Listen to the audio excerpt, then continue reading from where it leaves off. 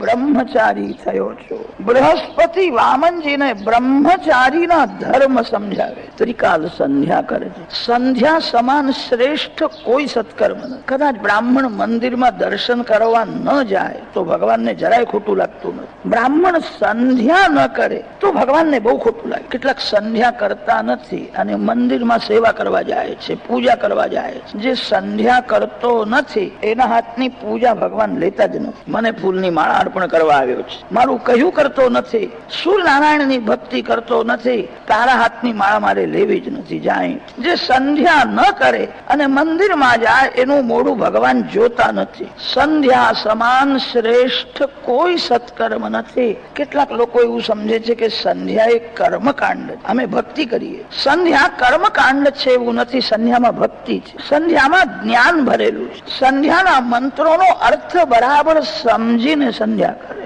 સંધ્યામાં બ્રહ્મ વિદ્યા સ્વરૂપ ગાયત્રી માતાનું હૃદયમાં આવાહન કરવું પડે. આયાતુ વરદા દેવી અક્ષરમ બ્રહ્મ સંમિતમ. સંધ્યામાં ગાયત્રી માતાની પૂજા છે. સંધ્યામાં પ્રાયશ્ચિત્ત થાય છે. સંધ્યામાં અર્ઘ્યદાન થાય છે. સંધ્યામાં ધ્યાન સાથે જપ છે.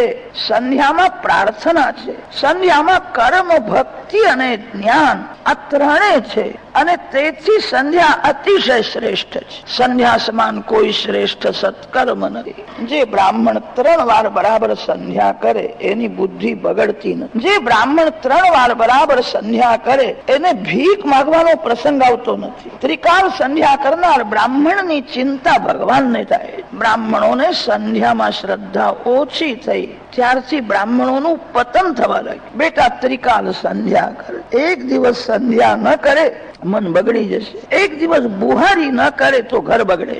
ઘરમાં ધૂળ આવે છે, મન ઉપર ધૂળ પડે. ત્રિકાળ સંધ્યા કરવાની આજ્ઞા આપી છે. રાત્રિમાં કદાચ કોઈ પાપ થયું હોય તો પ્રાતઃ સંધ્યા કરવાથી રાત્રિમાં જે પાપ થયું છે એનો વિનાશ થાય છે. દિવસમાં કોઈ પાપ થયું હોય એનો વિનાશ સાયં સંધ્યા કરે છે. અન્નમાં અને જળમાં જે પાપ આવે છે એ પાપનો વિનાશ મધ્યાહ્ન સંધ્યા કરે. આપ પુનંતુ પૃથ્વીમ પૃથ્વી પૂતા પુનાતુ મામ પુનંતુ બ્રહ્મણસ્પતિર બ્રહ્મ પૂતા પુનાતુ મામ યદુચ્છિષ્ટમ અભોજ્યં યદ્વા દુશ્ચરિતમ મમ સર્વં પુનંતુ મામાપો સતાંચ પ્રતિગ્રહગું સ્વાહા. મધ્યાહ્ન સંધ્યાનો આ મુખ્ય મંત્ર છે. મધ્યાહ્ન સંધ્યા અતિ આવશ્યક છે. પાણીમાં પાપ આવે છે, અન્નમાં દોષ આવે છે, પરશ દોષ મોટો છે. સાધારણ કોઈ માનવ અડ્યો હોય એ પાણી પીવું નહીં. કોઈનો અનાદર ન કરો, બધાને હાથ જોડો. જેનું જીવન શુદ્ધ છે એના હાથનું જ પાણી પીવાય. પાણી પેટમાં શુદ્ધ ન હોય તો વીર્ય બગડી જાય છે. વીર્યમાં પાણી મુખ્ય છે, જળ તત્વ મુખ્ય છે. જળ અશુદ્ધ હોય તો વીર્ય અશુદ્ધ બને. જેનું વીર્ય બગડ્યું એનું જીવન બગડે. ત્રિકાલ સંધ્યા વામનજીને ઉપદેશ કર્યો છે. બેટા આજથી તું બ્રહ્મચારી થયો છું. ઘરમાં ભોજન કરવાનું નહીં, બહાર મધુકરી માંગવા માટે જવાનું. મધુકરીમાં જે કઈ મળે તે ગુરુદેવને અર્પણ કરવાનું. ગુરુદેવ આપે તે જ ખાવાનું. સાદું ભોજન કરે એ સંયમ રાખી શકે. બહુ તેલ મરચું આમલી ખાય ને એ સંયમ રાખી શકે જ નહીં. ગુરુદેવને અર્પણ કર્યા પછી ગુરુદેવ જે યોગ્ય લાગે તે જ બ્રહ્મચારીને ખાવા દે. બેટા તું બ્રહ્મચારી થયો છું. આજથી શૃંગારના ચિત્રો જોવાના નહીં, શૃંગારના ગીત સાંભળવાના નહીં. ખરાબ ચિત્રની અસર મન ઉપર થાય. ખરાબ શબ્દ સાંભળ્યા પછી મન બગડે છે. બેટા બહુ સાવધાન રહેજે. જે પુસ્તકમાં શૃંગારનું વર્ણન હોય એવા પુસ્તકો વાંચવા નહીં. કોઈ સ્ત્રી સાથે એકાંતમાં રહેવું નહીં. બેટા કોઈ સ્ત્રીને અડવું નહીં. સ્ત્રી સાધુને, બ્રાહ્મણને, સંન્યાસીને દૂરથી વંદન કરે. કોઈ દિવસ સ્પર્શ ન કરે. સ્પર્શથી અનેક દોષ ઉદ્ભવે છે. મોટા મોટા ભૂલા પડ્યા છે. માયા વિલક્ષણ છે, માયા ભૂલાવે છે. અતિ ભીડમાં અજાણતા સ્પર્શ થાય તો ભગવાન થોડી ક્ષમા આપે છે. જાણીને પુરુષ કોઈ સ્ત્રીને સ્પર્શ કરે કે સ્ત્રી પર પુરુષને સ્પર્શ કરે એ વ્યભિચાર જેવું જ પાપ છે. એની સજા થાય છે. બેટા કોઈ સ્ત્રીને અડવું નહીં. એકાંતમાં કોઈ સ્ત્રી સાથે રહેવું નહીં. કોઈ સ્ત્રી સાથે બોલવાનો પ્રસંગ આવે તો માતૃભાવ રાખવો. બને ત્યાં સુધી સ્ત્રીના ચરણમાં જ નજર રાખવી. સ્ત્રીના મુખમાં કેશમાં કામનો નિવાસ છે. સ્ત્રીના ચરણમાં નજર રાખે, માતૃભાવ લાગે છે. રામાયણમાં એવું વર્ણન આવે છે, 14 વર્ષ લક્ષ્મણજી શ્રી સીતાજીની સેવામાં રહ્યા છે. માતાજીના ચરણમાં જ નજર રાખતા હતા, આંખ ઊંચી કરીને સામું જોયું નથી. એકવાર રામચંદ્રજીએ લક્ષ્મણની પરીક્ષા કરી છે, લક્ષ્મણ આ તારા ભાભીનું ચંદ્રહાર છે તે જોયો હશે. લક્ષ્મણજીએ કહ્યું મેં જોયો નથી. લક્ષ્મણ આ તારા ભાભીના હાથની બંગડીઓ છે, બંગડી તે જોઈ હશે, મેં જોઈ નથી. લક્ષ્મણ તે કઈ જોયું નથી. લક્ષ્મણજીએ કહ્યું ભાભીના ચરણમાં હું વંદન કરતો હતો ત્યારે ચરણના નૂપુર મેં જોયા છે, બીજું મેં કઈ જોયું નથી. આવો સંયમ જે ઇન્દ્રિય જીત છે એ ઇન્દ્ર રાજા કરતા પણ શ્રેષ્ઠ છે. સંપત્તિથી થોડું સુખ મળે છે, સંયમથી બહુ સુખ મળે. લક્ષ્મણજી મહારાજ સંયમની મૂર્તિ છે. નામ જાનામિ કેયુરે નાહમ જાનામિ કુંડલે નૂપુરે ત્વભિજાનામિ નિત્યમ પાદાભિવંદનાત. 14 વર્ષ સાથે રહ્યા છે, આંખ ઊંચી કરીને સામું જોયું નથી. માતાજીના ચરણમાં નજર રાખે. રામ ઉભા થયા છે, લક્ષ્મણજીને આલિંગન આપે. મારો લક્ષ્મણ મહાત્મા છે, જીતેન્દ્રિય છે. પત્રમ દૃષ્ટ્વા ફલમ દૃષ્ટ્વા દૃષ્ટ્વા સ્ત્રીણાંચ યૌવનમ એકાંતે સ્ત્રીમુખમ દૃષ્ટ્વા કસ્ય નોચ્ચલતે મનઃ. પિતા યસ્ય શુચિર્ભૂતો માતા યસ્ય પતિવ્રતા શ્રી રામ સેવાભિરતઃ તસ્યૈવં નિશ્ચલમ મનઃ. રામાયણમાં રામચંદ્રજી એવું બોલ્યા છે, રાવણને મારવું કઠણ નથી, ઇન્દ્રજીતને મારવું બહુ કઠણ છે. ઇન્દ્રજીત મરી જાય કે રાવણ મરવાનો જ છે. ઇન્દ્રજીતના લીધે રાવણ જીવે છે. ઇન્દ્રજીત મોહ છે, રાવણ કામ છે.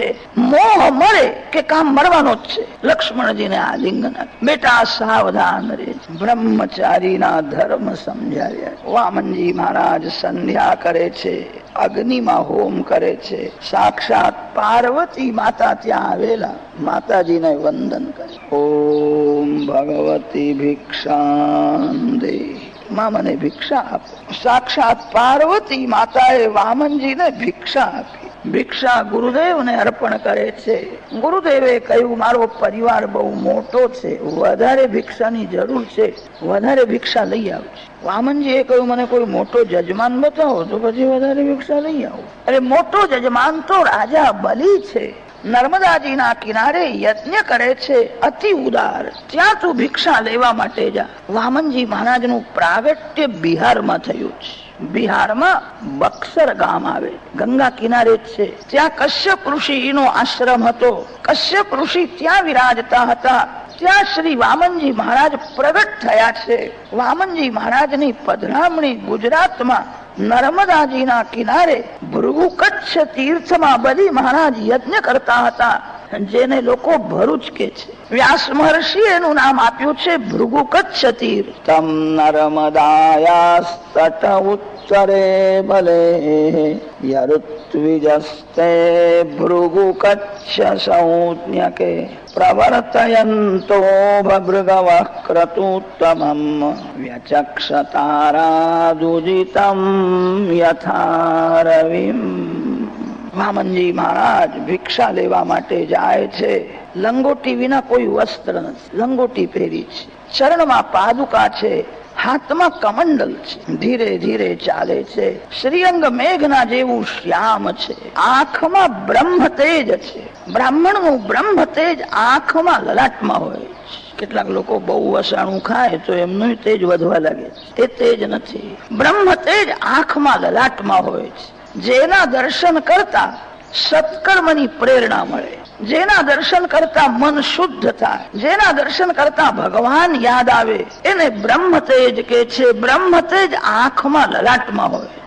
વિના પરિચય જેને વંદન કરવાની ઈચ્છા થાય, સમજવું ત્યાં બ્રહ્મ તેજ છે. કોઈ પરિચય આપે પછી હાથ જોડે તો ઠીક છે. 7 વર્ષના શ્રી વામનજી મહારાજ છે. ધીરે ધીરે ચાલે છે. માર્ગમાં જેને દર્શન થાય તે બધા વંદન કરે. અનેક દેશને પવિત્ર કરતા કરતા નર્મદાજીના કિનારે આવ્યા છે.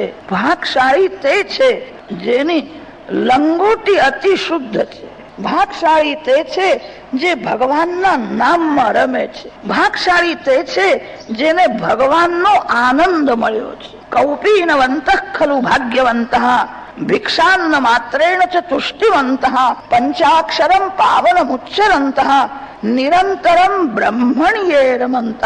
મલમૂત્રથી ભરેલા શરીર સાથે રમવામાં જે સુખ સમજે એ અભાગ્યો છે. એની બુદ્ધિ બહુ બગડેલી છે. શરીર સાથે તો પશુ પક્ષી પણ રમે છે. જે પરમાત્માના સ્વરૂપમાં રમે છે, જે ભગવાનના નામમાં રમે છે, જેની લંગોટી અતિ શુદ્ધ છે, એ ભાગશાળી.